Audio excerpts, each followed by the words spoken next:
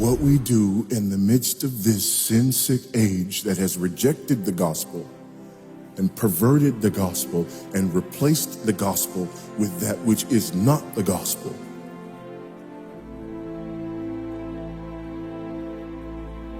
Is that we call out that wickedness. We call it by name. And we remind people of the good news of the gospel again and again and again until it tastes sweet to them.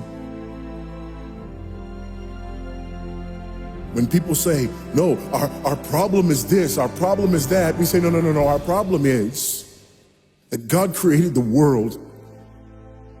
And God created man, and he put man in the garden to keep the garden, and he gave the man a command.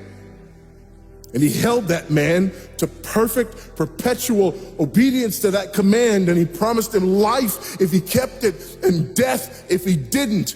And he didn't keep it, he ate. And because he ate, because of that one man, sin entered the world and death through sin. And everyone born from that man through ordinary generation inherited that man's sin nature. And because of that sin nature, sins proceed from it. And our world is broken because of that sin. And we stand guilty before a holy and righteous God. And we know that he's holy and we know that he's righteous and we crave justice. But the problem is that if God gives us justice, we all die.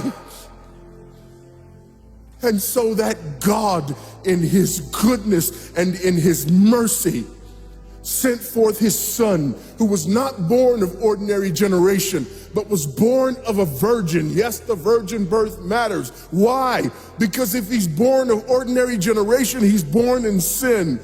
But because he's not born of ordinary generation, he's not born in sin. He's clean of sin. His record is clean. And he keeps his record clean. And he obeys God's law.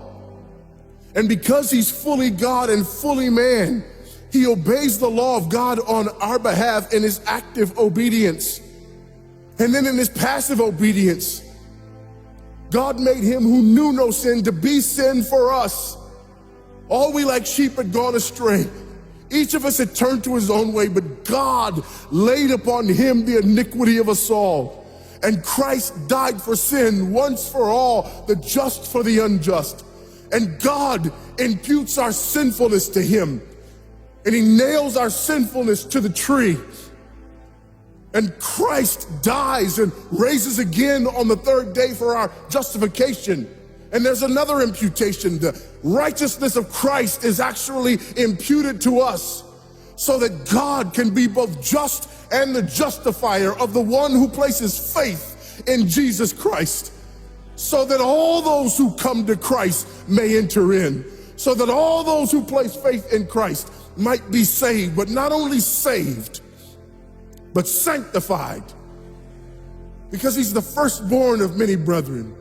We're justified and we're adopted into the family of God, and we're sanctified, and as his children we begin to bear the family resemblance, and we're further sanctified throughout this life by the very same gospel that saves us, until one day when it's all said and done, we're not just saved from the penalty of sin.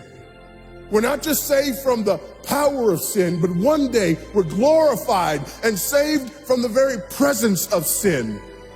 That's the gospel that we preach. That's the gospel that we need. And that's the gospel that's more than enough.